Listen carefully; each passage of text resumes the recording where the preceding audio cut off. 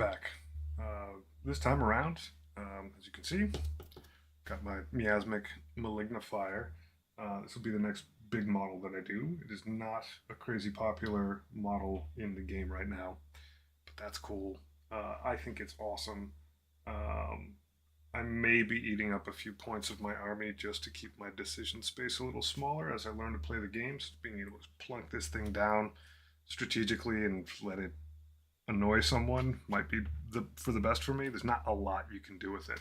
But I do think that some of the point behind my army is going to be I need some stuff out there that makes my army last a bit. So I don't know. At the very least, I think it's super cool. Even if it's not viable, it can sit back there with all my other guys. So, without much further ado, let's crack it open. I think one of the things I like the most about the existence of this model at all is that it's pretty reasonably lore appropriate. Like, I haven't read about a specific kiln furnace thing, but the Plague War stuff, there's absolutely a whole thing where Mortarians running around dropping these special widgets all around Ultramar stuff, whatever those 500 planets or whatever that number is. And anyhow, there are actually big clocks in that story. Crazy big clocks with chaos stuff going on. So the idea of the Death Guard like plopping something in your neighborhood to sort of preempt their arrival and make the situation terrible, I just like that part. All right, so there's not a ton of spruce here. Oh my gosh, I feel like this little thing here literally be, wow, this is relatively simple, and the base already has a ton of detail in it. That's cool. Yeah, it's not a lot of parts. A blessing. I do still have to figure out, and I'll sleep on it, exactly what color scheme I'm going to go with for this. I do actually like a lot the one that is on the box art, but I don't think I'm going to do that quite exactly. But I'll figure it out. It'll be something light. It might be very close, precariously close to sort of sepia that I get on these guys. That guy's happy. Every time I pull one of these out, I'm like, ooh, I gotta finish basing a bunch of stuff, but that's for another day. So it might be closer to that. I will definitely be doing more experiments with grime. I think I might take the bottom of this and make it really moldy looking, and then from the smokestacks have just a bunch of grime coming down as if this thing's just been billowing out like charcoal plague for a long period of time. So yeah, that's kind of the plan. For now, between now and whenever I get to start painting it, maybe hopefully be tomorrow. I hope it doesn't rain too much. Hope it doesn't rain at all, and then I can prime stuff. Hopefully it's tomorrow night that I get started. Alternate plan would be my Biologus Putrefier, who's still a little bit in parts. But if I finish that guy, I have a combat patrol done, and then I can actually play my first combat patrol game. So, but the main thing is I don't have a lot of built primed models, so it is time to get rolling. Instructions are reasonable, lots of big pictures. That is good. I don't know that I have to do this in all that many steps, though I will probably, I'm guessing I'm probably going to skip on basing it right from the start. So let's start gluing this bad boy together. And if you are new to this, as many people that have found this channel are, I do take my time. I don't speed paint stuff. I do some stuff that's kind of boring to some people, like unboxing and gluing together models, but it's a service to others and myself.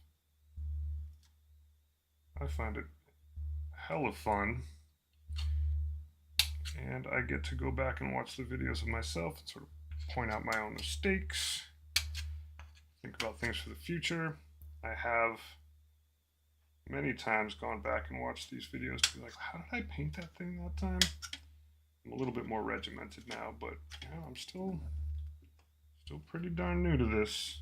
So having a living record is good to be able to go to refer back to. All right, 1 and 2. These are big chunky pieces. This might not be all that big a task, which would be nice. You can already see it has a lot of physical texture baked into the actual model, which is really nice to see. It definitely feels like a Death Guard model. Not a lot of clean lines. Sorry if that's loud. I'll just keep stashing stuff over here. Hopefully I don't hit those guys. Man, how long has it been? It's been like 4 or 5 months since I made my first guy.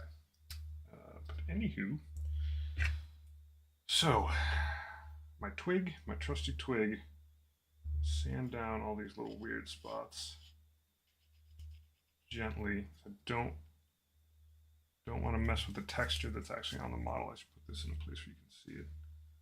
Nice people. As I look around, it's got a few little burrs on it. Normally, if this was on an edge of a piece of metal or something like that, you could kind of sand it pretty aggressively and not worry too much. But because it's on this nice sort of pottery texture, gotta be a little careful. Otherwise, you'll end up with a little square that is flattened. I'm not too worried about it. And frankly, that spot right there is on the bottom. But I'm trying to be more gentle than I have been in the past. In many ways.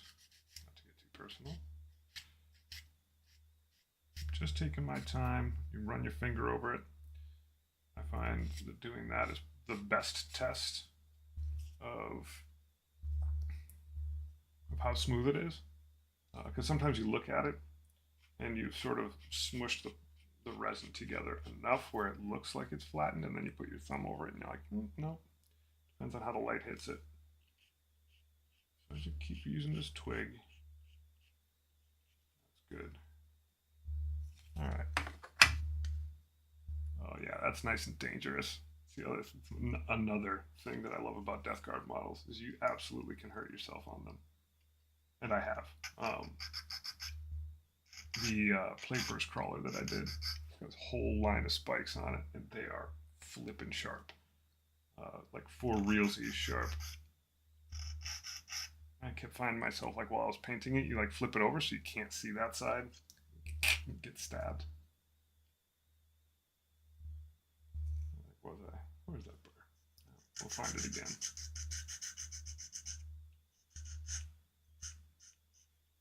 All right, so that has a relatively rounded edge on it, so I just got to run this thing around it a little bit. There we go. I am getting better at looking at things from like 80 different angles these days. Still not great at it. And I do most of my work at the end of the day after I've stared at a computer all day. My eyes are nice and tired. But there's always tomorrow to find some more details that you missed. I tend to. Ah, the lovely sound of sandpaper on plastic.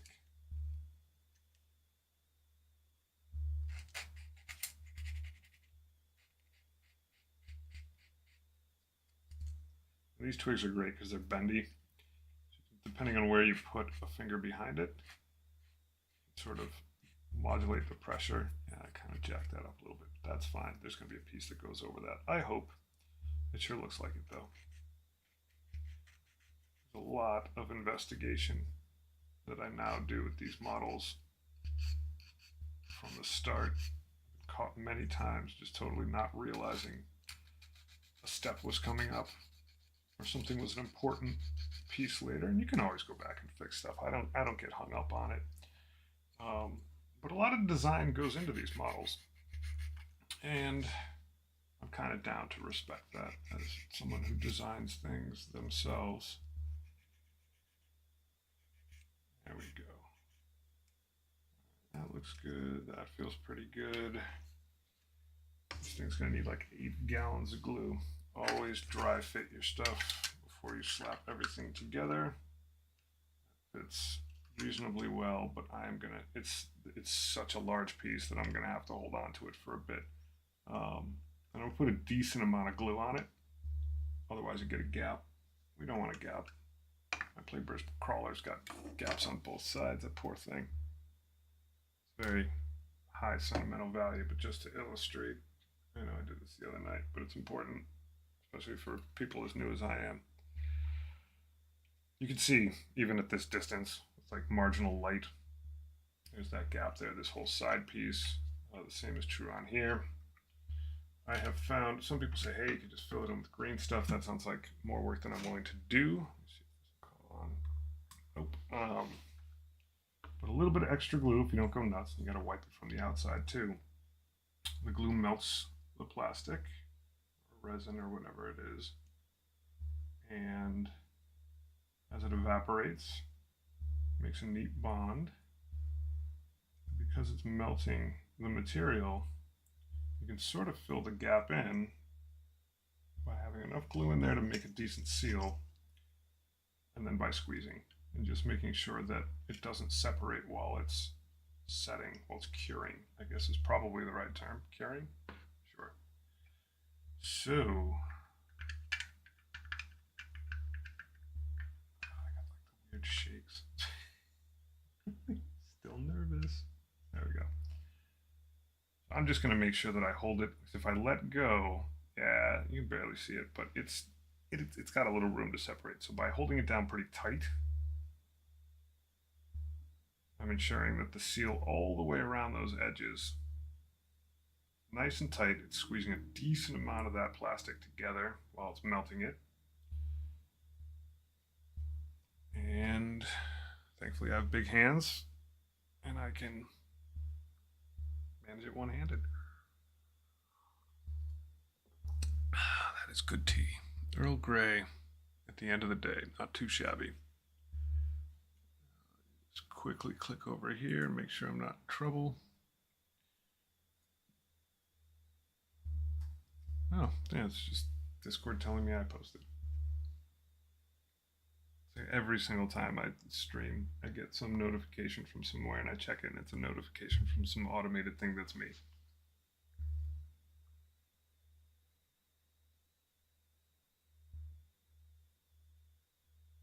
All right, I'm going to give it a little bit of a test. Just a little bit. Oh yeah, that's nice and bonded. I'm going to let it sit. Give it another squeeze again before I set it back down, but we can just keep rolling. Speaking of rolling, it's a big ball. It rolls on its own. All right. So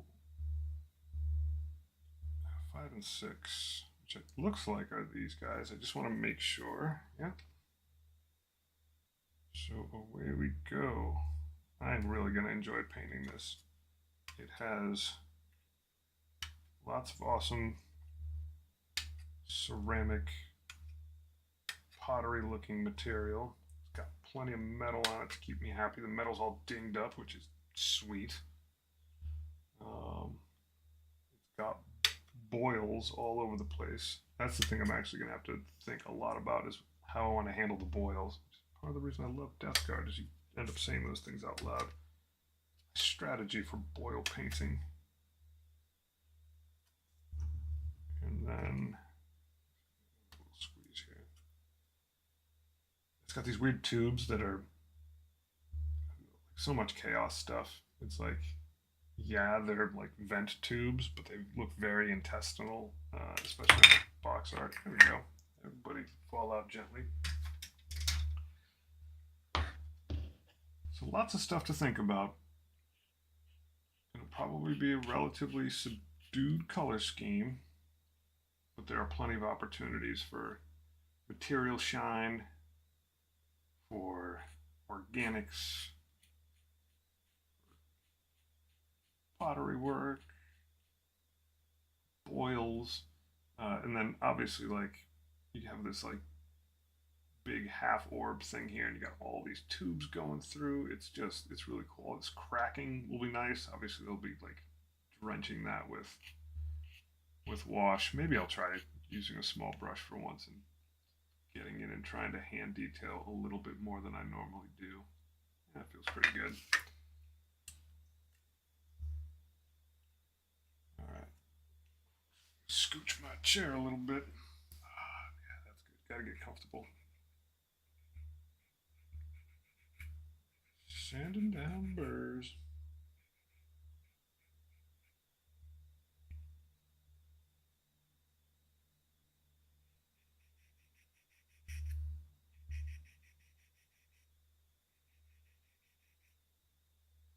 So if this guy can find a place in my army, and I realize it may not last, you know, I've got a Knight Tyrant. It's table ready now. I think my plan is to mostly park that guy in the back and just shoot the living daylights out of stuff. Because my Death Guard don't move fast. That guy can. I mean, he moves like twice as fast as my Death Guard, but the Knight Tyrant, that is. But if I can't move fast, I gotta have people move to me. And if I gotta have people move to me, I want it to be as inconvenient and strategically poor as possible. So if I have this Knight Tyrant in the back, it's absolutely laying in devastating power all over the board. Got a couple Plague Burst Crawlers who are just murdering the daylights out of stuff. I figure someone's going to have to move forward a bit, which gets them closer to my Plague Marines, optimally. But I don't want them to have their pick of the litter on the board. And that's actually side of keeping the idea space a little bit smaller for my own sanity. It's part of the point of this Miasmic Malignifier. The absurdity of it as a model is obviously a very high draw. Based on how the table's laid out, I can plunk this thing down. Better sort of secure. Let me make sure that's on tight. Yeah. I can pick and choose a lane, and not permanently. The thing is kind of tough. I can lock it down. So that if someone wants to zip all the way through and get to my stuff in the back, they got to pick a route that is suboptimal. Furthermore, while this thing's sitting out there, it can sort of screen for my excessively slow units that are trying to plot up the board. I'm not going to grab a bunch of rhinos. I'm not doing any transports. I will someday, but I don't want to think about that. I'm trying to hit in small spots a bunch of different rules, so this thing infiltrates, which is great. Pretty sure that Typhus and his Poxwalkers will deep strike, I think. He's also a Psyker, so I get to do that stuff. Plague Marines, I'm having a lot of just because A, they're cost effective, B, I started with them, and C, I don't want to lean too much on, not that anybody's all that durable in Death Guard anymore, but I don't want to lean on Terminators right out the gate. Plague Marines are very much like solid, probably perpetually kind of cornerstone unit for better or worse. And it allows me to get more models on the table with like a leader or two in each one where they're sort of varied, but all of my reasonable infantry are Plague Marines, and then what Typhus gets with his mob of Poxwalkers is its own brand of just super tiny things, and they're just ablative armor for him, so he'll be fine with it. But I'll get very used to my Plague Marines. I'll get very used to my Poxwalkers before I start moving on to other like infantry and getting used to like moving them around the board, paying attention to sight lines, how to work with leaders and stuff. And Plague Burst Crawlers are because they're freaking cool. And I figure in the beginning, am going to probably struggle with things like command points and when and where and how to spend them. Which means that's an advantage for my opponent. So if I can get things battle shocked sometimes, that might be helpful if I can close down the window of options that they have. And I just need to learn to move vehicles around the board. Triple this is number 4. It is. So I got a decent number of vehicles. Got some infantry running around. Got some leaders. Got a big toy. I don't remember what the heck else I was going to throw in this army. It's a good amount of variety without being option paralysis, and it intentionally avoids sort of little pockets of rules. And then as I get more and more comfortable with the game, I'll vary it up.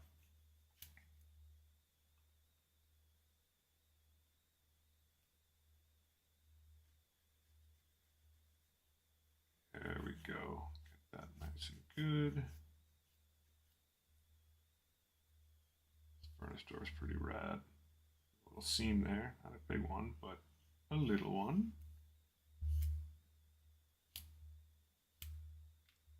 I really do hope that I get to paint this thing tomorrow, because boy oh boy is it rad looking. All right, so this just, all right, so those hinges just sit there. Could I leave it open? Does that even work? No, it's flat on that side. I mean, I guess I could force it like this, but it doesn't look that good. The back of it's not really modeled up. That's cool. Good to know.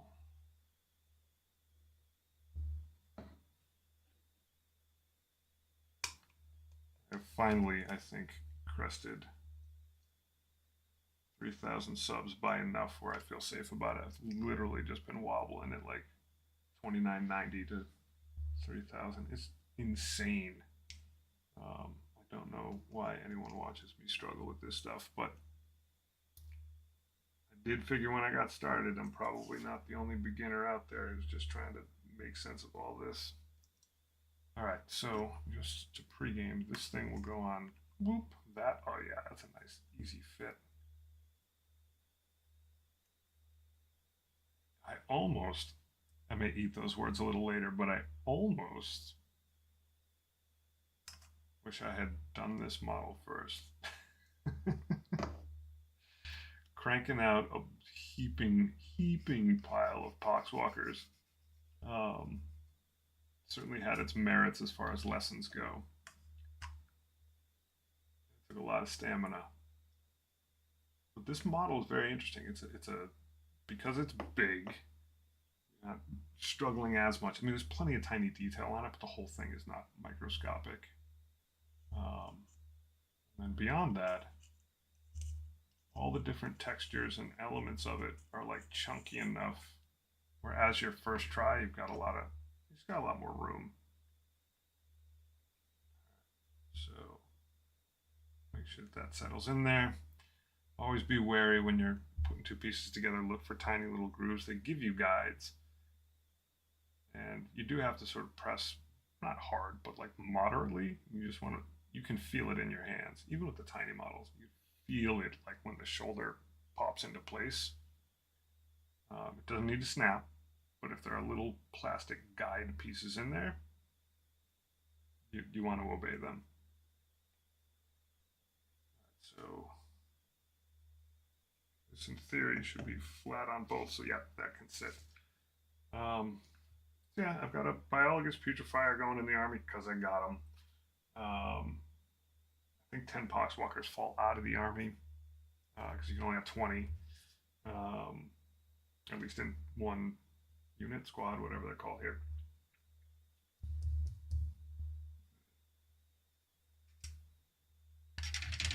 Three Chaos Lords, which I have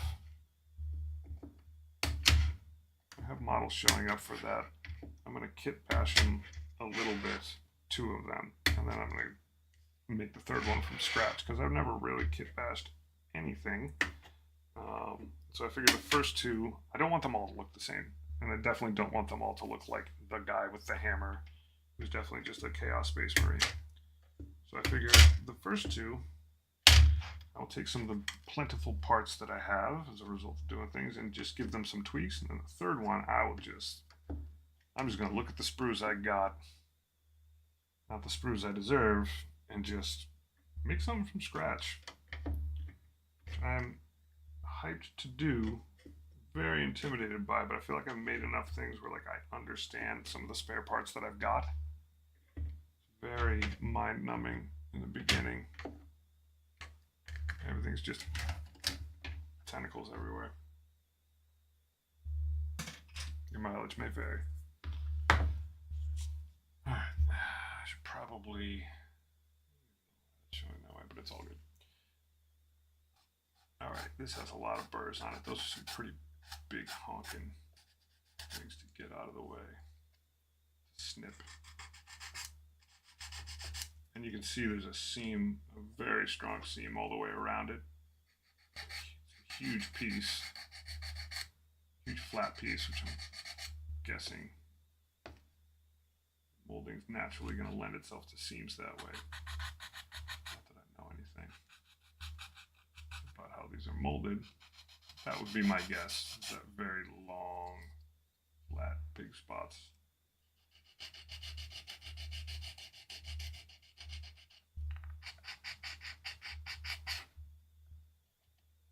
Oh yeah, that's still cranking.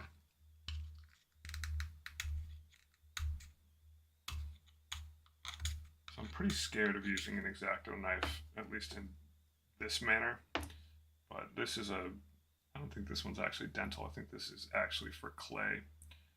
It's not sharp, but the edge is very defined.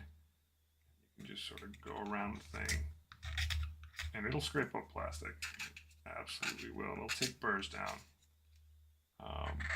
But it's a lot less likely that you'll cut your finger open. Which, like, it's okay if it happens every once in a while, but I'm clumsy. And I type all day, so I'd like to keep my fingers somewhat intact. Just gently going around this whole thing and just taking that seam down a bit. You don't want to go crazy, because as you can see, I'm pulling shavings of plastic off here. This one has a nice flat face to it.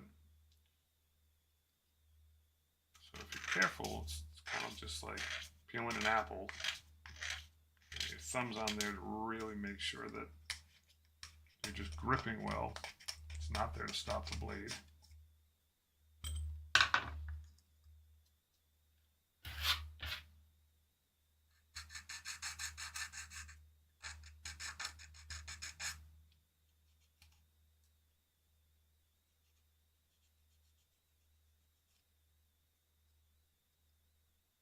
Hope I don't have to X-Acto that thing. I'll check my posture before I wreck my posture.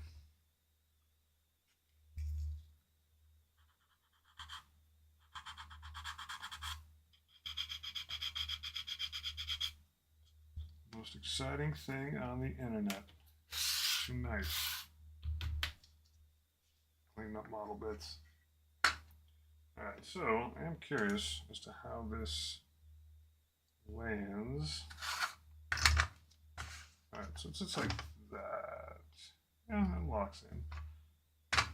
Alright, I'm not going to put that together yet if I don't have to. Stressing the if I don't have to.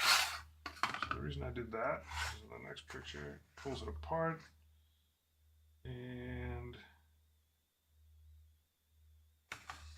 big old tube comes out the keister of this thing. Now we'll put the tube parts together.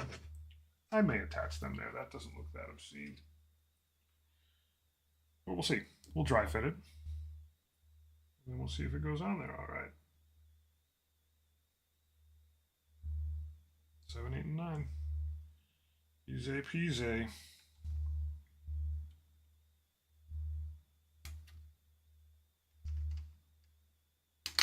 What a hobby. It's got so many phases that are different. Got all the mechanical parts of putting models together. And then from there, let me just make sure I'm getting the right thing. 9. All material properties in the first step. Then you're painting 3D, which is its own set of interesting challenges. And then you're doing all of that in the service of playing a game, if you actually do play. It's like, as far as mainstream games go, it's like one of the most opaque, rule-laden jammy jams of all time.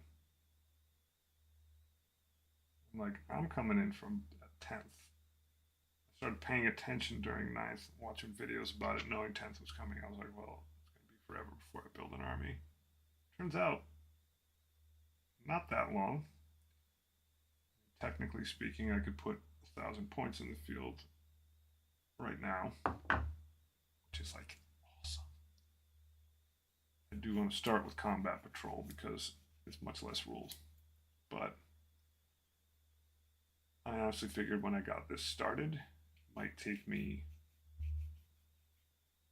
a year to get a whole army together. Don't have a lot of time for it. Sort of managed to build this space out in such a way, and my schedule has changed enough where I can pretty consistently put in like an hour a night, which is amazing. It's like this window of time. Certain human beings are going to bed. I sort of lock myself in here. But I gotta tell you, especially with this Malignifier, that most of the, I basically have 14 Plague Marines. That'll take a bit, but I've done them before, so I'm cool with that. Still no laughing matter for me, because I don't speed paint. I'm not going to really go in huge batches. I think 2 or 3 may be the absolute cap of what I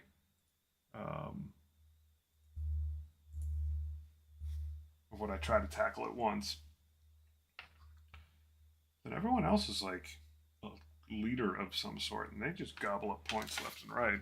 Obviously, the Knight Tyrant, I think, as of a couple weeks ago, he's like 555 points. Like, yeah, that took a long time to paint. But when I started, it was very much, I'm shaking the table, aren't I? You are shaking the table, you big dummy. When I started, it was like, how am I going to possibly get to 2,000 points? And now I'm like, I'm running out of points. Which is pretty interesting how the turns have tabled.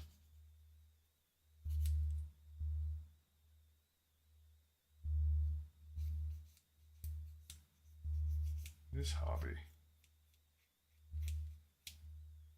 is nuts. Alright, so I'm not going to run the blade all along that. This seam is not as egregious as it was in the big piece. Just get it down to the point where, like, that'll probably get covered by the primer. I do have to figure out what I think I'm going to prime this. Yeah, I got to prime this thing in Wraithbone. It's going to be relatively light colors. Oh, it's got little, all the details, man. It got little worms, little maggots in the bottom of the pipe. The pipe's even going to be closed. That's adorable. That is adorable.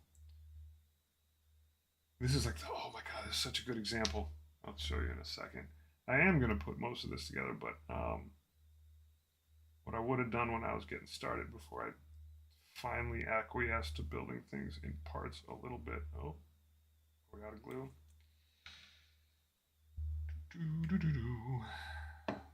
It's time to start a fire.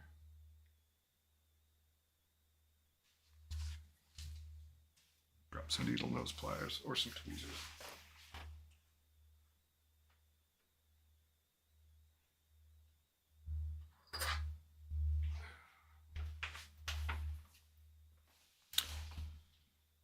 I'm not recommending you try this at home, but it's the only way I've heard of that gets this stuff flowing again. There we go. Don't do it over your models, you savage. Let that cook. Oh, it just leaves it. Oh, it's so gross. All this billowy, I mean, I guess it makes sense given the fact that I'm making a Miasmic Malignifier. All this gloop goes flying into the air from the flames of that thing. Probably didn't do that on camera, that's fine. Where was I? Yeah, I'm swiftly running out of points. There we go, flowing again. Let's not the point I was making before. Now I remember. So as I put this tube together, there's a fond memory of before I built things, pieces, parts. I would have, in my starting days, put this pipe together. I am going to put the nose on it because I just don't care. I'm cool. But I would have done all three of these and then glued it onto the side of this, and I would have had no way of getting back in there to paint anything. I don't paint in parts obsessively, but I am trying to be kinder to myself. Oh, that has a good notch in there. Smart model. Smart model. I don't know if you can tell. There's a little groove there, a little notch there. Helpful. A lot of this you can do by feel, and I don't mean like Jedi feel. I mean like getting the burrs off the side, actually using your finger optimally, not your thumb. Thumbs tend to have the least amount of feeling in them. There we go. Bloop. If you're sort of really firm but gentle, the model itself will often tell you when it's in the right place. This is a pretty sizable gap. I'm going to fill it with some glue. Obviously, I only need the tiniest amount in there. Let some get in, then Q-tip the rest off. Yeah, it's already melting. Sweet. So I think, oh, once again, a little groove down there, groove down there. The number of times I've glued something together or tried to, and I had this like really weird, almost intuitive feeling. It just didn't feel right, and then you pull it back apart and you realize it doesn't feel right because it isn't right. All right, yeah, that thing can go in there. We're plodding ahead. I'm not worried about that piece. It's not flat on that side. I do need to get this whole edge though, because I need that. I need you to melt together, buddy. Seam wouldn't be terminal at this literal juncture where that joins up, but I don't want to, yeah, there we go. And just give it a push. Give it a push.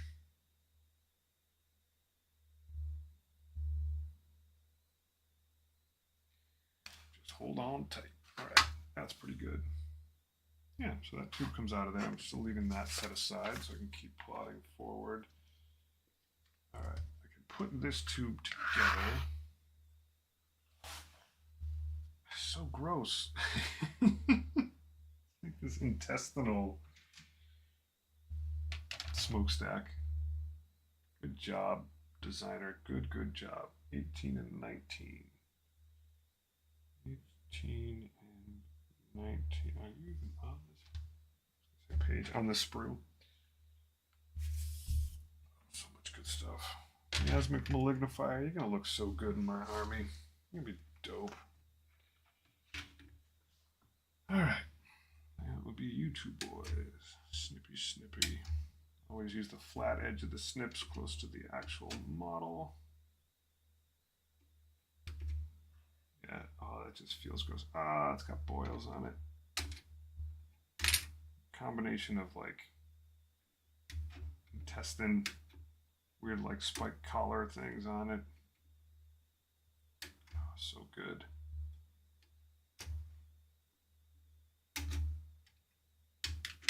I feel like at some point, just for science, I've got to like make this thing actually gout some form of like vapor.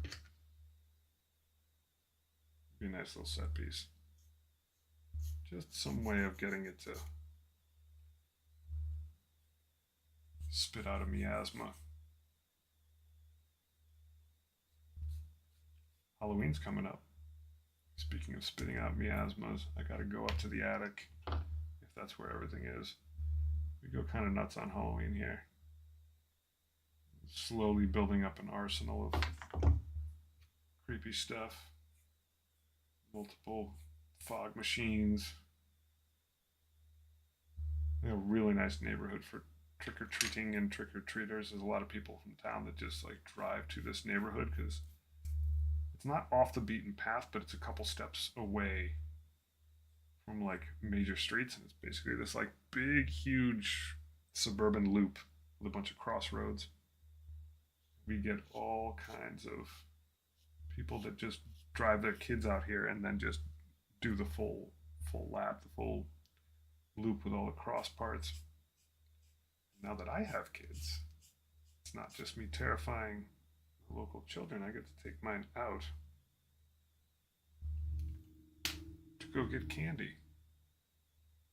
It's only at this old age now that I finally have kids. Like, how cool is that? All I gotta do is go outside, and I am probably getting like a Reese's peanut butter cup in the first two houses.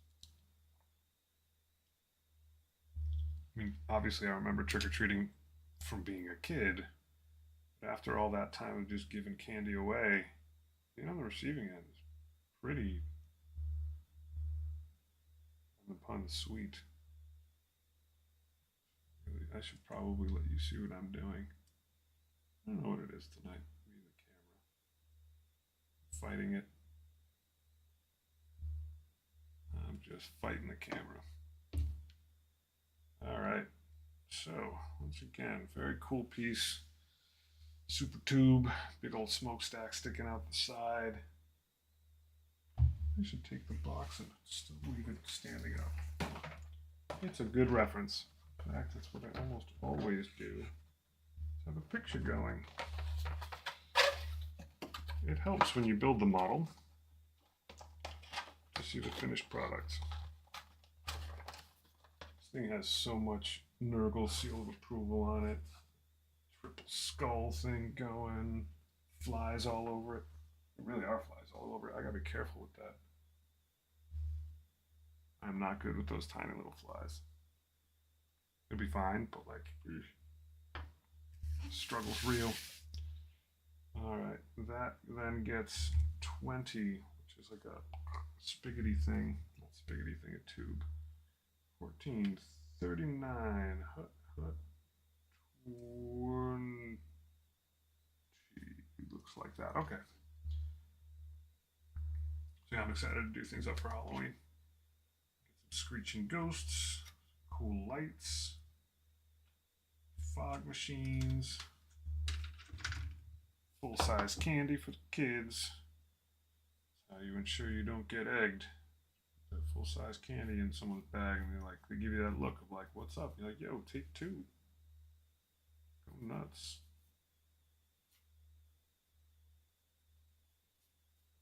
Here we go.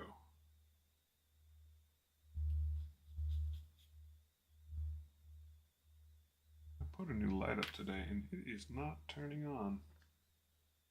Just a little. It was on for a while. I was like, oh my god, this is perfect. And then it just turned itself off. I hope it's just a power connector.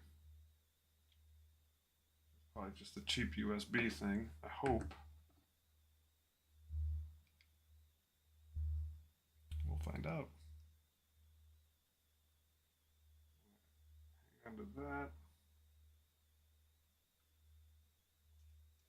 So this piece is what goes on here. That looks pretty safe to put on here. I'm pretty confident I don't want to base this thing before I get at the base to paint it. This thing going on the side looks like a winner. Winner chicken dinner. So we're just gonna do it. No time like the present.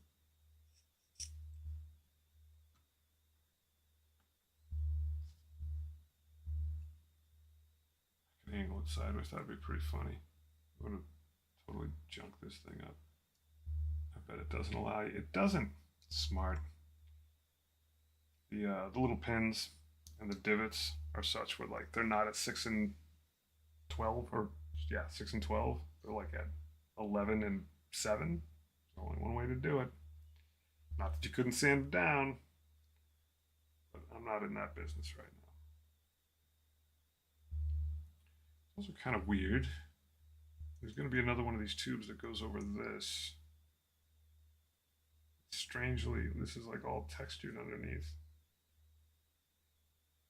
I don't think there's any way to see it. That's odd. Well, maybe it's part of some other design at some point that they decided against. All right, more tubes, more problems.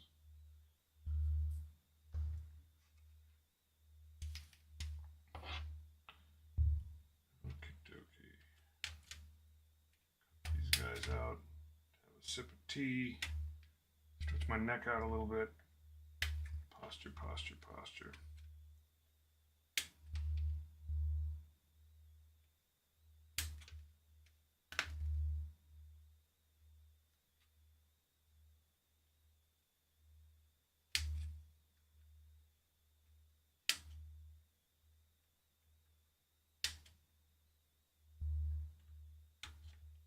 Alrighty. Came out reasonably well. There's a bunch of dials, gigaws, meters on the side because you got to measure everything right when you build some demonic warp based plague kiln furnace. It's got to have these little readouts on it. Tiny little place you can put a little red paint, pop color, few and far between. I shouldn't say that. It's all up to your creativity. I've seen pictures of Death Guard. They're just like so dope. It's like, yeah, this is like my winter version. It's like minty greens and blues, and it just looks crazy good. Like, man, go you. You do your thing. I've seen some Death Guard that are like so rusty looking that they're just, it's like they're painted in Rise of Rust, almost, not quite that neon completely, but like obviously in a lot of spots they're just like orange with rust, just the whole thing.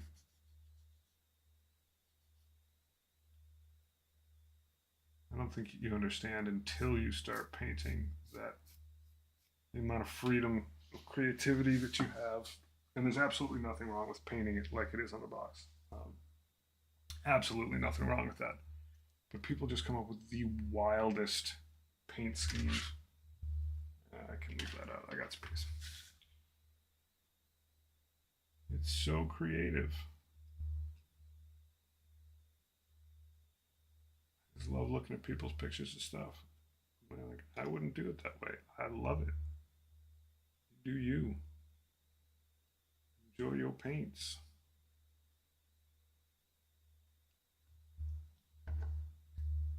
All right. Sure I'm doing this right. Yep, these go together first. Oh yeah, those are good spikes. Felt that. I was like, I'll squeeze right here. Ah! It's all good. I didn't need all of my fingertips anyway. I will set that down, pull out this ring. Yeah, this thing's coming together. This is a fun model. I would highly recommend this to someone who is new. I'm pretty sure it was pricey. That part is not so good. It's definitely not a beginner set. But I don't think I'm going to have to use that many colors on this to get the job done. Get the job done well. It's not exactly work. It's a good chunky model. There we go.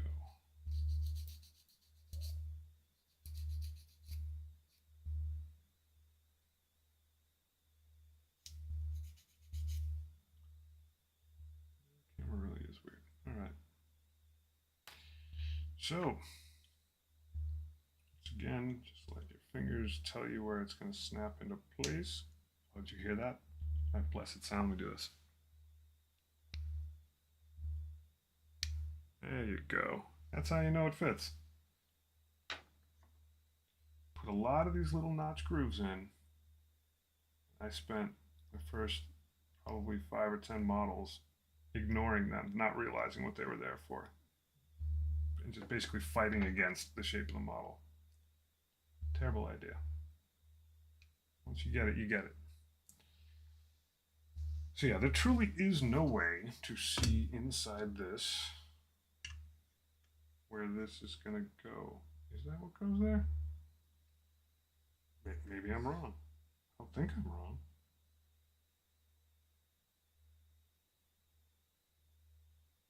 doesn't have a bunch of notches on it. It says it goes right on there. Okay. Maybe this one gives you a bit of choice of angle or something. I'm not sure I understand this, but this is like the first one that doesn't have any crazy notching in it. Weird. So it's like this. Goes like.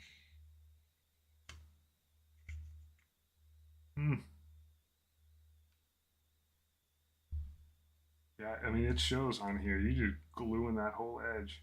All right. Yeah, it's your way, model. I don't actually care if they're terribly straight or not. Okay, looking at it. There's that tube.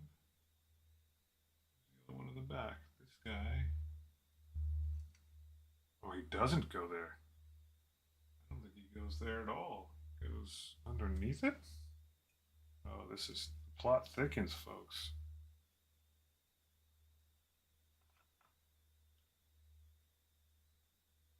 Here it shows it going on here. But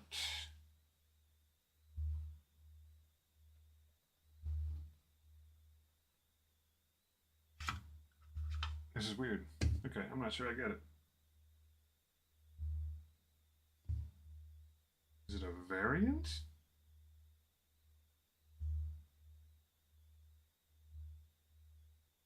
That's so strange. I think it allows you to like A or B it.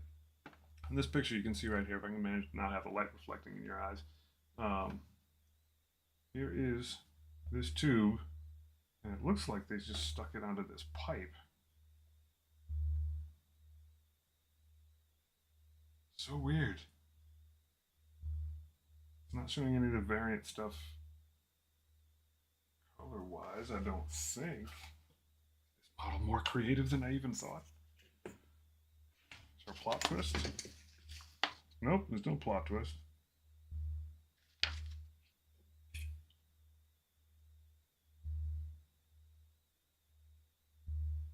Silly. You said?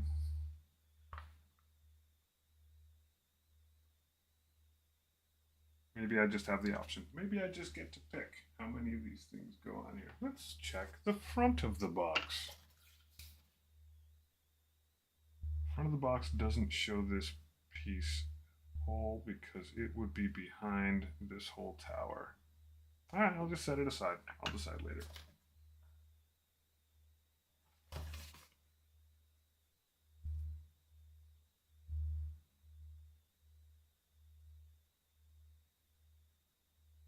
Yeah, so here, they covered over that hose. That piece of pipe. This is so wild. I guess you just choose where it goes. Ah, who knew? Or it's just a very confused design.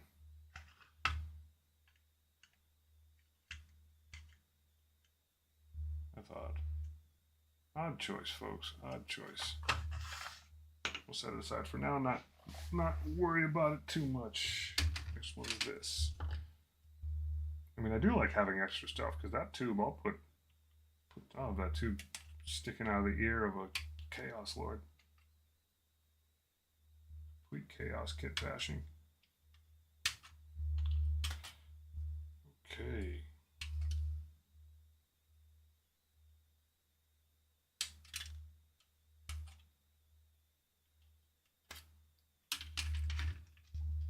Got progressive lenses as a result of starting this hobby, and they're kind of neat. You look down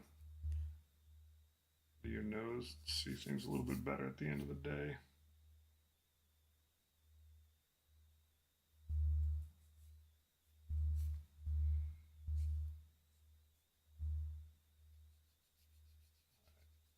I'm getting lazy. That's cool stuff. Sip of tea.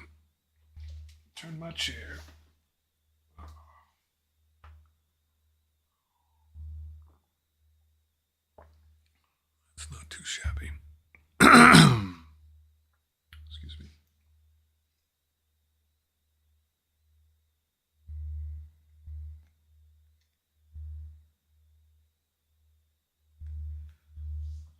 right, so there is definitely some clarity on where this piece goes, unlike the last one. Make sure these guys are nice and clean.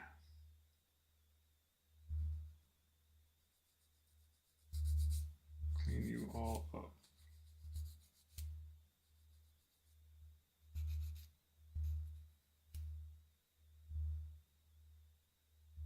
There we go.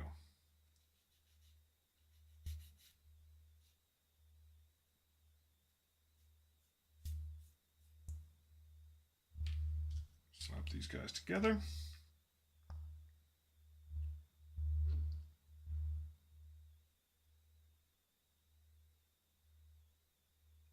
There we go. Captain Shaky Hands.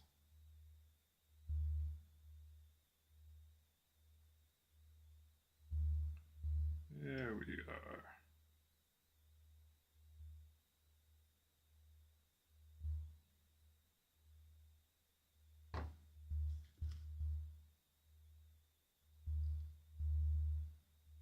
Watch your fingers with those spikes.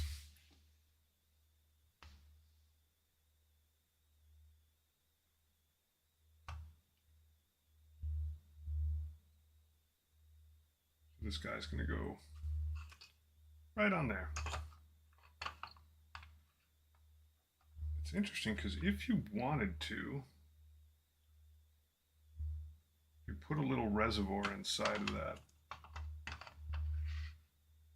Could actually, this is a real tube that goes up to a real hole in that. You could run some sort of smoke out of this piece at least. And the mega chimney that comes out of the top, you can probably do that. You might be able to. You'd have to be ready for it ahead of time, and cleanup would be a pain. But you could like leave a shot glass in there or something like that. Glass would be a bad idea, like a metal shot glass.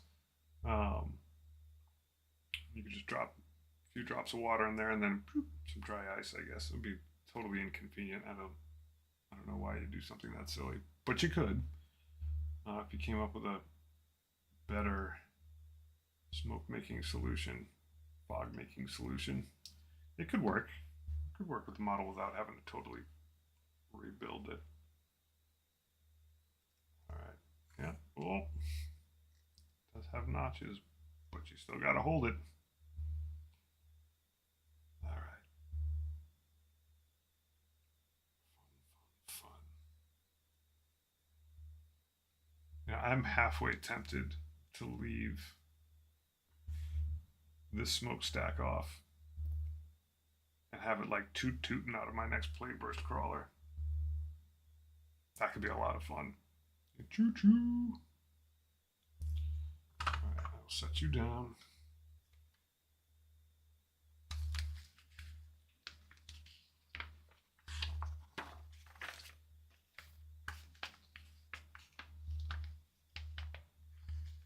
Now we're getting into tube business. How do I want to handle this one? Those tubes go together and they connect things coherently. I hope so. It's got to be these two notches, and then there's a couple notches there. Do I want to paint around all that mumbo jumbo? That doesn't look too bad. All right, so if I hold it sideways, the next set of tubes is going to connect like oink, those two orbs.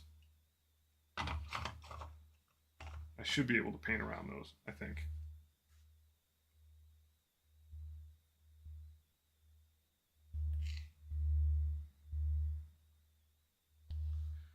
Sure, why not? Why not? 28, 27, 28, 29, and 30. 29 and 30. Hopefully they're near each other. 30, I don't think they're on that sprue.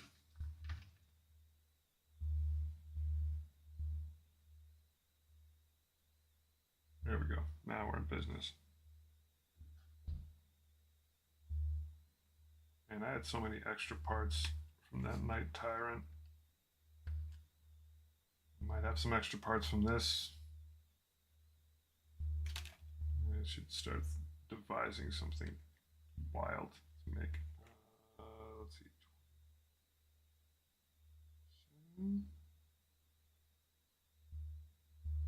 Okay, this just got confusing. I just confused myself. I'm gonna set this guy aside for now. Piece I'm snipping out is 28. I will do the top part of these instructions first. Nope, I'll do the bottom part first. Now I get it. 27, 29, and 30. There's 30. I was reading a post from someone the other day. They were literally working on their first model, and I had the exact same question they had when they were getting started. It was like, do I clip everything out of the sprue before I get started? And I almost did it. I can absolutely understand how experienced people are absolutely fine with that. But like when you're a beginner, part soup. Part soup. So many little parts. All right, let's that down enough. This one I got to be a little careful with because it does have one of those ridges in it. I want to keep that ridge in there so things lock solid. All right, so doing this correctly, God knows I hope I am.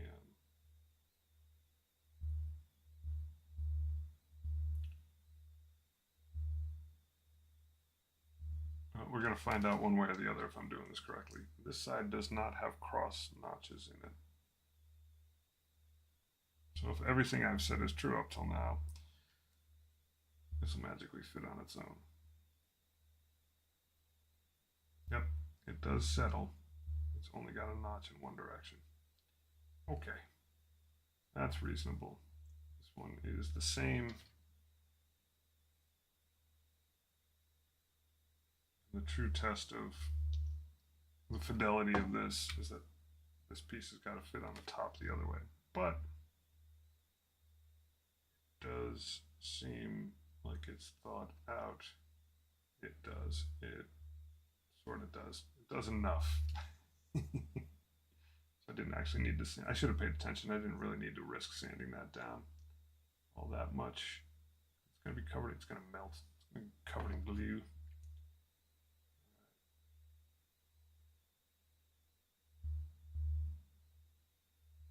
Yep, those fit together nicely. So you got this. Ooh, if I don't squeeze too hard and get glue all over the outside of it. There you go, buddy. Gently back. Everybody back in your place. Oh yeah, that's all melty now. He is not going to want to fit back together. Oh, danger, Will Robinson. All right, you go fit in your groove and you sit in the corner. You go fit in your groove. You sit in the corner.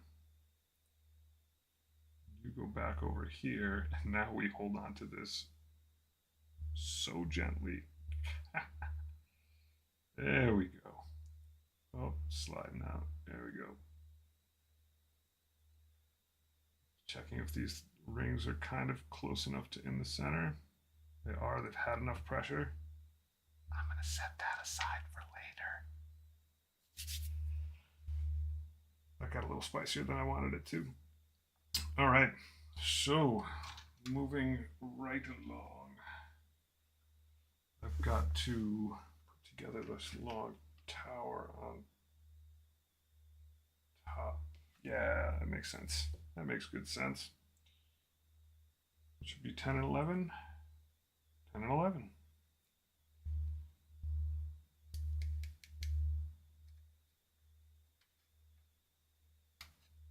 Almost an exciting moment. Do-do-do.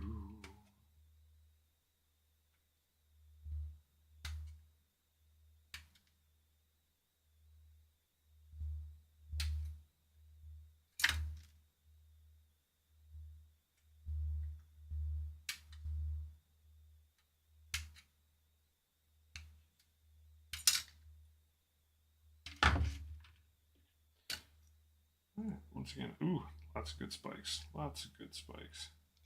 I can tell already this is going to be hella interesting to paint. Lots of cool stuff on it. Lots of fine details. It's like scratches all through it. Like a bunch of Astartes have been shooting at the thing, swinging at it. Or it's just rustic. Whatever works. Yeah, that part's good. Alright, so this comes together. Clink, clink. A couple rings that go on the bottom. Hold it sort of together. And that'll go on to that old big gaping hole. Neat. Another burr. Once again, it's outward facing, so I'm being super careful with it. Don't want to take a bunch of the texture off the model in the process. Dry fit it. Or at least try to dry fit it. What are you doing wrong, Miho?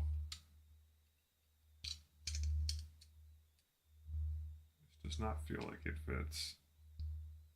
Oh, it magically does. There's that gap right there.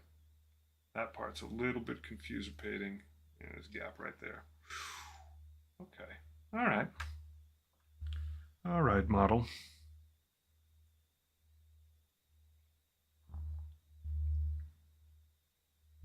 We will get you soon enough.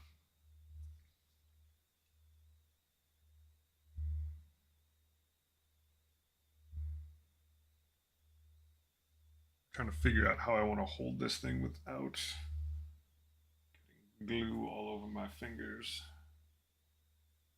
The all over the fingers part isn't that bad. It's that it ends up then getting all over the model on the outside of it.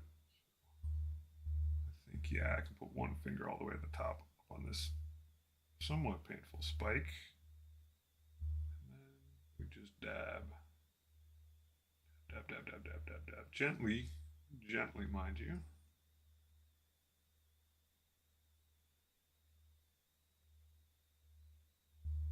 Yeah, okay.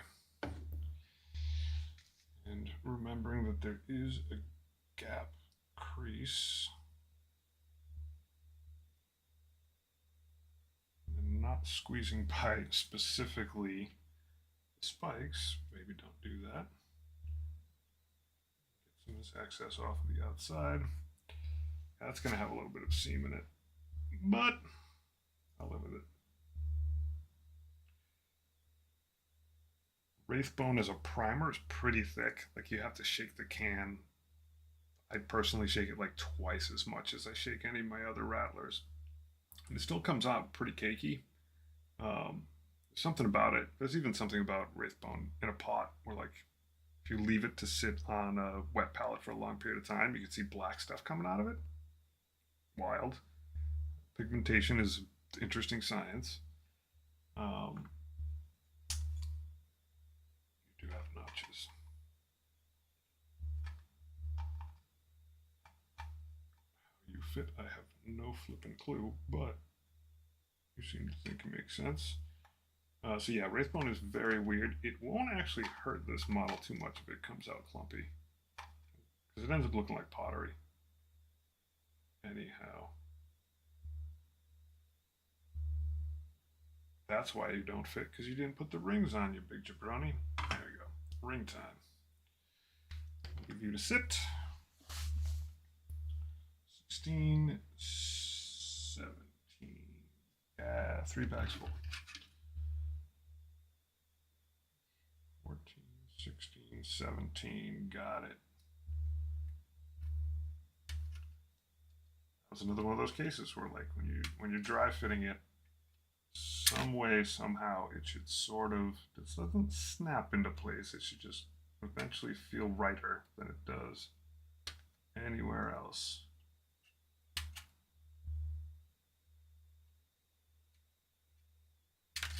All right.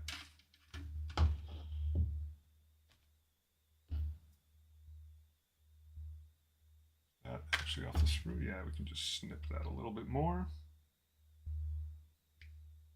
Go. If you have a really big burr sticking out of it, I find that a lot of times that's the case because you can't get the snips in at an angle without harming the parts of the model that you want to keep. And after, rather than going crazy with an X-Acto all over the place, you just get the snips back in there now that I can reach it. I'll still sand it, but that takes sanding time and effort down. That is a burr. There you go. And you can even hear it snap, like, there's enough there to get off. All right. So these rings go around the base of that. The rings are what attach seal to that hole. All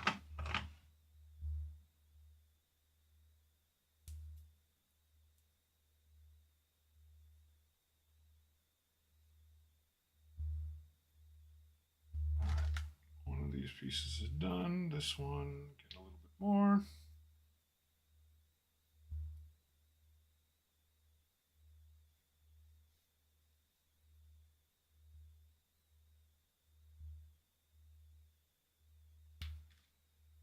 All right, and does it say put the ring together first? Ooh. Ooh, there's a step I'm, in fact, still missing. Plot thickens. This gap that I showed you, it's like, oh, it's got a gap. Pictures in this direction. Yeah, I realize now that you're looking at it on camera. It goes here, then here, then here, then here, but I got a little confused-pated. 12, 13, 14, 15.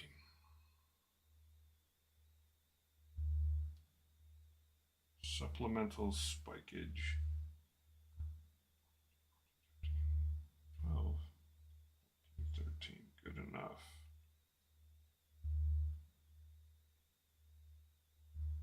That's going to be hard to sand. That's on a very tiny little spike.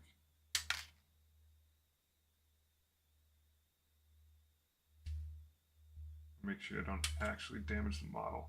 There have been a couple snips that I've taken in the past on tinier models. I think on a Poxwalker right out the gate, he had like this really crazy horn coming out of his shoulder. Just took it right off. I just thought it was the sprue connection. Completely naive. But with the set of 30 Poxwalkers that you get, the combat patrol, it's 10 different model shapes. You get 3 of each, and 3 of them in a lineup. And like one guy just had his whole chunk missing off of him. Oh, buddy, I'm sorry. He didn't complain. They never do. They always smile. They always smile. They're happy to do their job. They don't feel fear. They feel cold. All right. So back to business. Up here.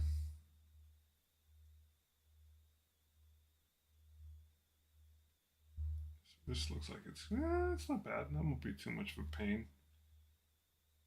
I thought these would be confusable spikes, but one of them has this groove and one of them has a dot. They really are trying to help you. You just have to listen, which I'm not very good at. I always want to run off and do my own thing. I'm not very good with recipes, even though I was a cook for years. When I cook for myself or my family, I just, old school Italian style, you just add more things. Just keep adding things until it tastes right.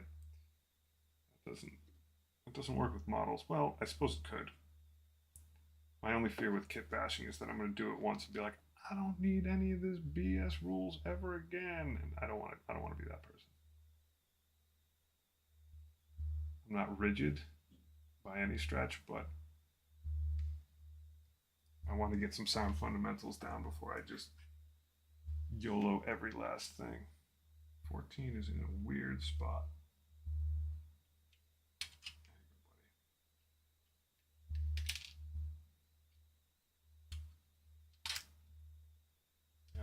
It's going to be, excuse me, sorry that was loud. I am going to absolutely grime the daylights out of this thing. For show.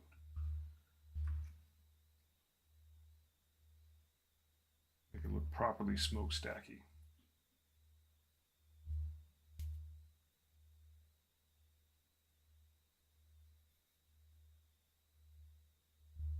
All right, these spikes go on the bottom. then the ring goes on inside of it. That is curious. Quite curious. Just gotta gently hit that little piece. I always find more stuff. Always find more stuff. I find stuff after I paint it. Never-ending quest. Which is not too bad for a hobby.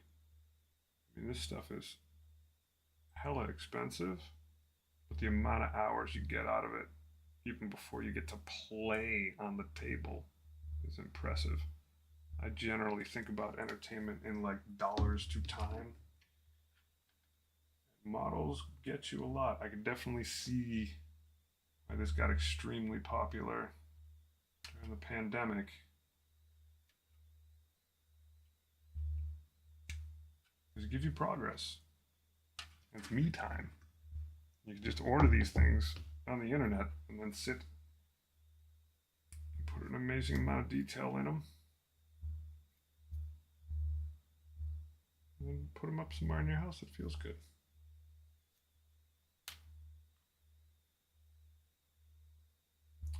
Conveniently, in the box, that spike got smushed during shipping. At least I hope I didn't do it myself, and I'm pretty sure I didn't. I don't think I could have put that much force on that without drawing blood. Okay, that does fit in nicely that way. It's okay to have bent spikes. As long as you're spreading the plague. Papa Nurgle's cool with you. Alright. So I'll just kind of gently grip that. I have no idea what the intent of these things is. Oh, it probably goes in between. Yeah, okay, so these things stick out. Try to show you with that paper, and these just go in between, and it forms a nice ring, though I'm not sure exactly which one goes where. It should, by feel, tell me your secrets. Yep. So I was a little confused because it's got a groove on this side, but that's so that it connects back to the whole piece. Very cool. Very well designed.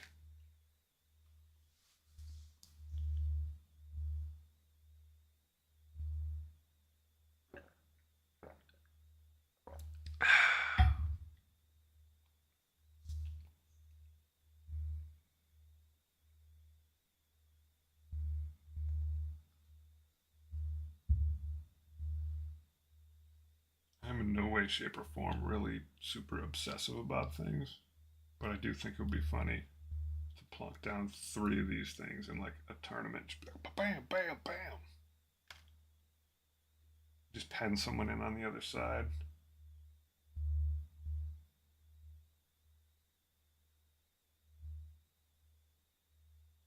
Or drop 3 in like all of the prime places you might come in with the reserves. Like, nope, the spot's stinky. Okay, this is getting a little precarious. There we go. It was not playing nice for a few seconds. There we go. So this will have to sit for at least a couple seconds. Behave. And look at how you fit. Yep. Yep.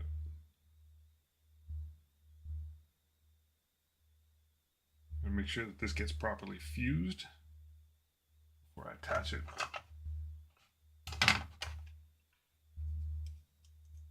To this whole thing proper. And now it should a nice little spot that it fits. That's reassuring. Because before I put the extra pieces on, it did not feel like it fit at all. I am going to do what I said I was going to do and let that sit for a moment. Now I can look at my next step.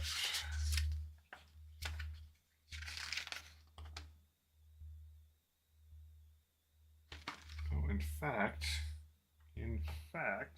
go back to this step that I left. Are you serious? I hope I didn't do this upside down. Are you supposed to fit in there? You Sure you're supposed to fit in there?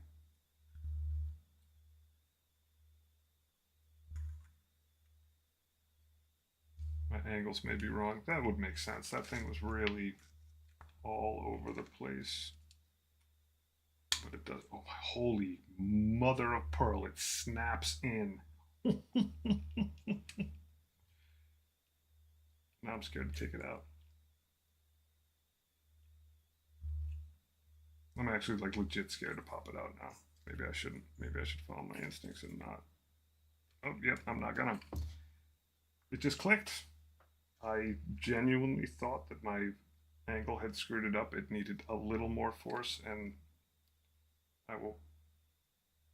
I'm not sure I want to do anything else with that. I know it's got a little wobble to it. A little bit. Maybe I just hit the seam around it. I'll hit the seam around it with a little glue. But it does not want to come back out. And it is, I mean, to sloppily as I did get two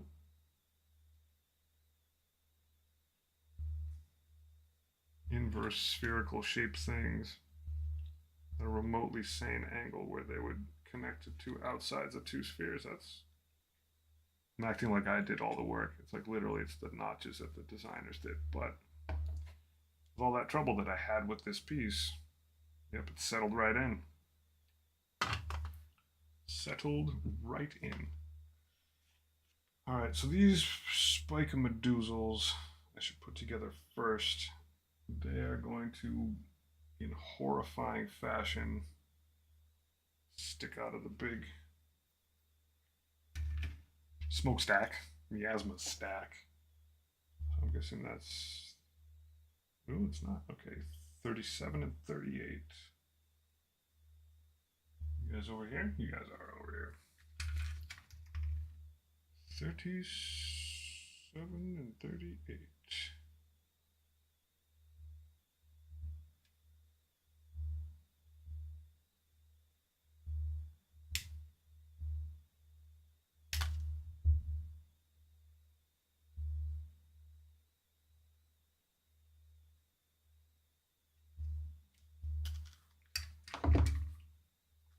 And we're modeling. I don't know where that song came from. I think it's probably from a kid's show. I have all kinds of earwigs at this point from kid shows. It's probably Miss Rachel, I would guess.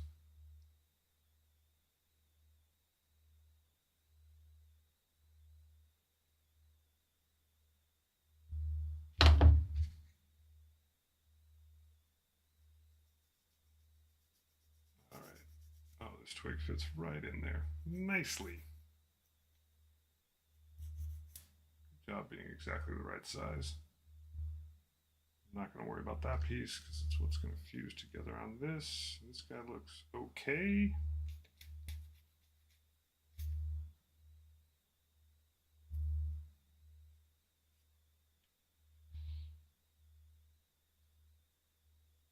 That notch goes there. Yep, it should fit right together. Easy peasy.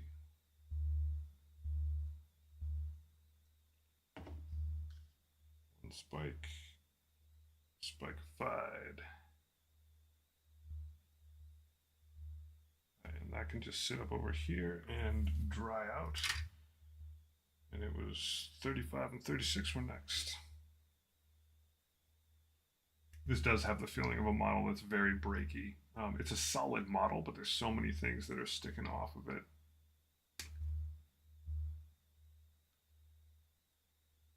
Like you go to move it, you like grab a spike by accident, you go, ow!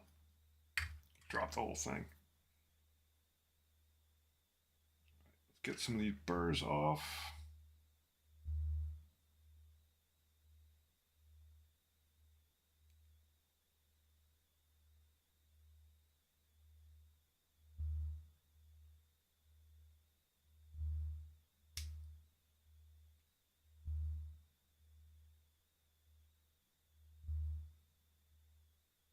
Yeah, that's all right. I can get in there with the twig. If I face it the right way.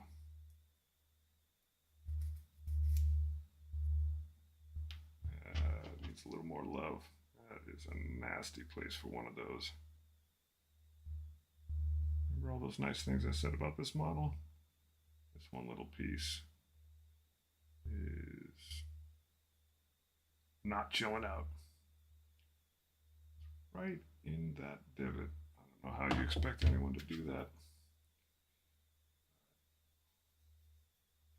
I'm holding the twig on this end, so there's very little pressure going on. If I put my finger behind it, then there's a lot of pressure.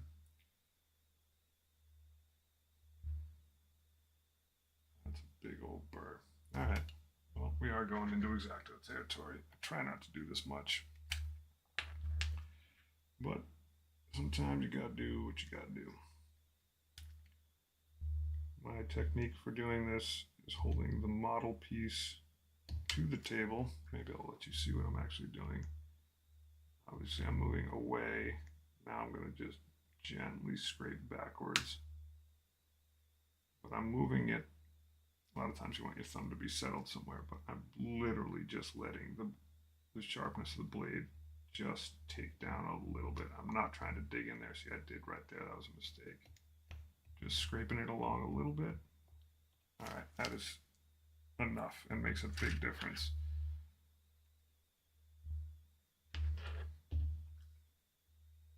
Funny because I shouldn't be afraid of X-Acto knives, but I took the edge of my thumb off with a mandolin years back, and ever since then I'm like, I want to keep my fingers. I'm greedy. All right, did I pop that other piece off? I didn't. Yeah, there we go. I was about to. My fingers are how I make my income. Typing. Not really typing. It's mostly verbal now. I do have spend a lot of time on Slack, but most of what I do is just blah, blah, blah, blah, blah all day. Poor people are forced to listen to it.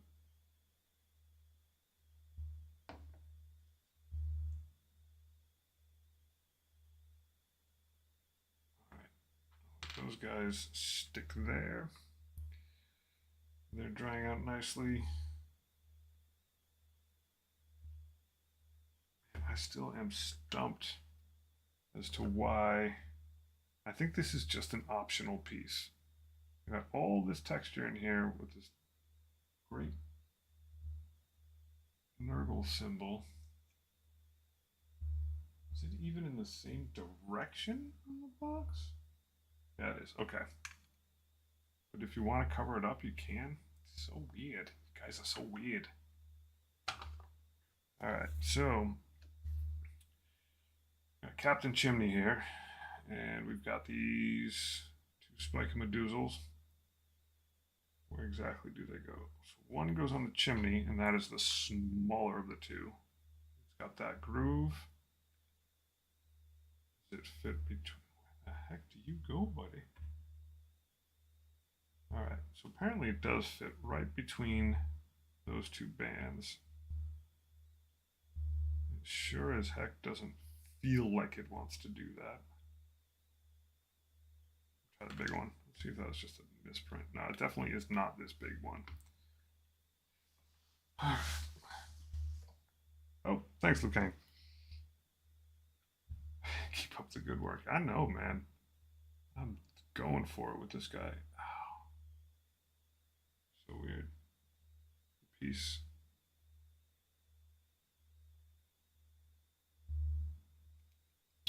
That's why it doesn't make any sense. So I'm putting it on the wrong section. Oh my God, it fits perfectly right there. Getting lost inside my own head. Now it makes sense. It is. I am tired. I know I complain about that every time, but that's life. It's real. Switching from coffee to tea. Does a thing to a man. There we go. Yep. And it fits.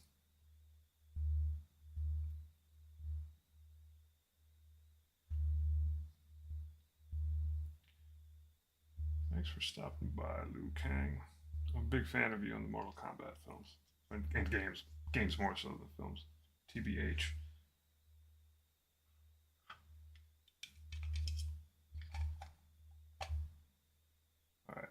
this guy's going on.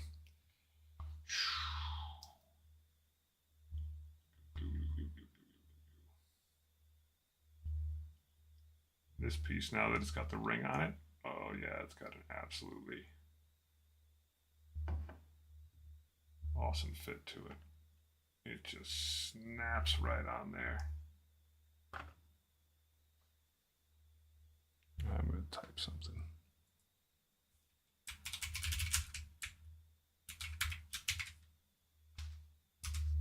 I said thanks because I genuinely appreciate everybody who stops in. This is absolutely mundane model stuff. But hey, if it gives someone a little bit of enjoyment for a bit beyond just me, that's cool. The main thing is that I do get a lot of people that are new to this that don't check this stuff out live. Almost no one watches it live. I've got some really awesome people who do, but these actually get a lot of views after the fact. A shocking, sometimes shocking number of views after the fact. It's just reference material, which is good. I know I would have loved to have seen a video. Couldn't find a good one. Not that this is a good video either. Someone's going to look at this and be like, I wish I found a good one. The videos are just putting the models together, painting them slowly, not like jump cut and then airbrush and then this and that. Like, just like, let me fast forward through the bits as I feel like it. That would have been helpful. Oh.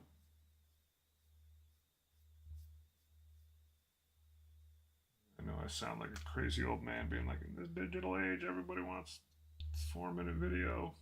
I know 4 minutes is long. I don't care. I'm going slow for other slow people.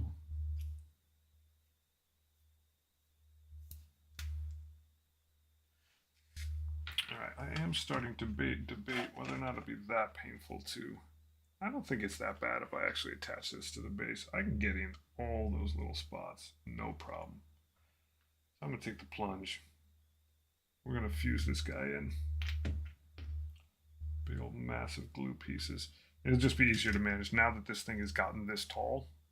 Setting it down without the base is very no bueno.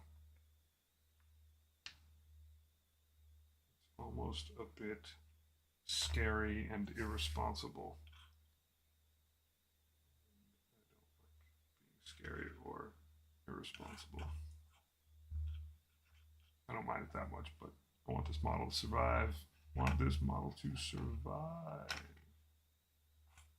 I'm gonna hit this spot a little bit heavy. Just got to make it around that whole curve. All right, 1, 2, 3, go. Why don't? There you go. Always wait for that click sound. For a second there, it was just jiggling around. I get so excited. Like, hey, hey, hey, hey. But then it popped, and that's a good thing. Got right in there. And this is beefy. Oh, good model. While I'm sitting here, I think this one goes. Yep, it does. It doesn't take a whole heck of a lot of groove, which is why you got to be careful sanding and why you don't want to like pour glue onto something and then just like leave it sitting there. It doesn't take a deep notch for you to get to feel it right. Like, yep, give it a little twist. That is in there good.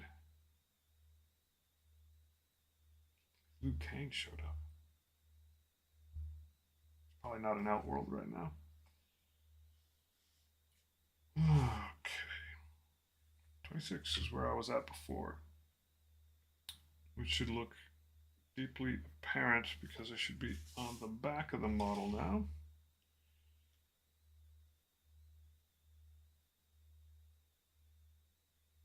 Now, now the amount of goop and pipes and stuff. Nope, that makes sense. Once again, that makes sense. I start confused and then I sort of figure it out.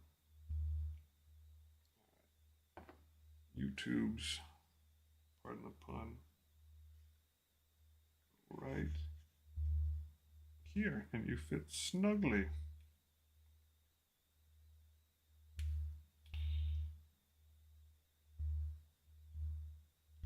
31 should be another very snug, convenient fit. 34, 31. So it's got to make it, I don't know how it makes it around there. We'll find out when we try to attach it. You are weird. I'm willing to accept you're smarter than I am on this one, designer.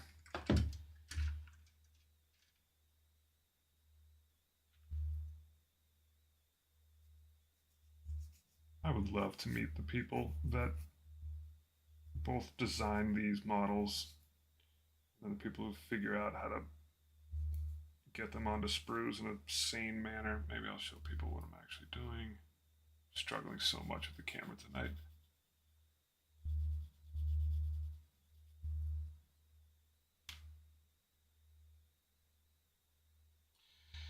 All right, it says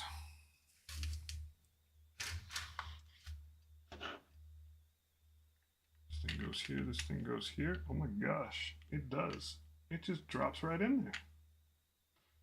Continually amazed by this. It just fits right. It looks, if you get this model, that piece that's down there at the bottom, looks like nothing will make it around the corner enough to fit. And yet, here we are. O ye of little faith. 33 and 34. I'm cranking on this now. I am running out of gas. What time is it? Yeah, it's 10:07. I'm so sleepy. But this is the only time of day I get to do this.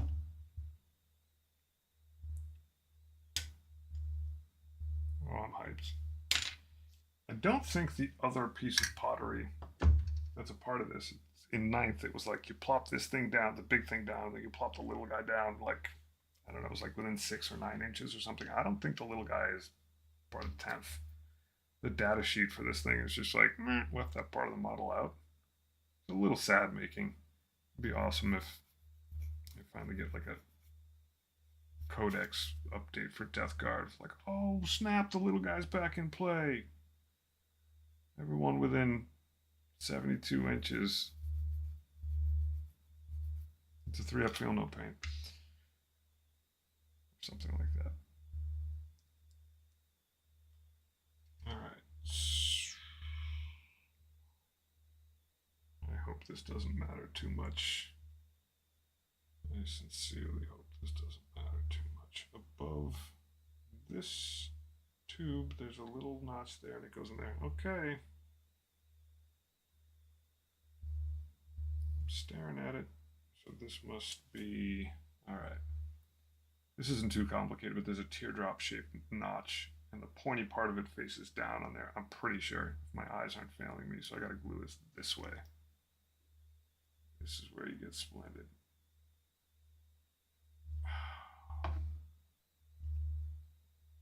Down it is. So I'll hold this together for a couple seconds.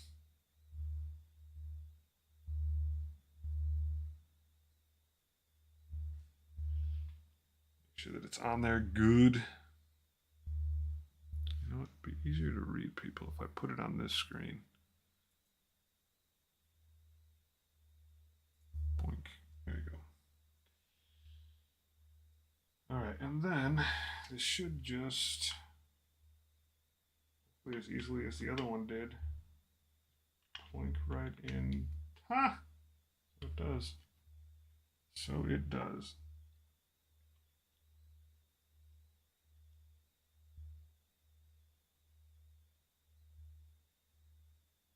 It's crazy how good this model is designed. I've said that 80 times, but it is flipping true.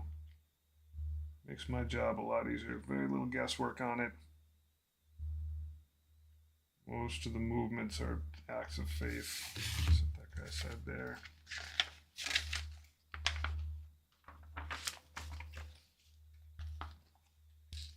Many more spikes. But I gotta tell you folks, I'm tired. I'm gonna tap out before I start making legit mistakes. But we're close. We're close. Basically what it's gonna get is a couple more hooks, because hooks are neat. You can see that these hooks here have these little chain hooks on them. We'll get some bells. Nurgle loves bells. Death knells. That looks like a sensor. By sensor, I don't mean like Auspex sensor. I mean like what you put incense in, except generally speaking, Nurgle has his people put like flaming poop, smoking poop in it, smell things up. Yeah, bells and sensors. And then at that point, spikes. Huh.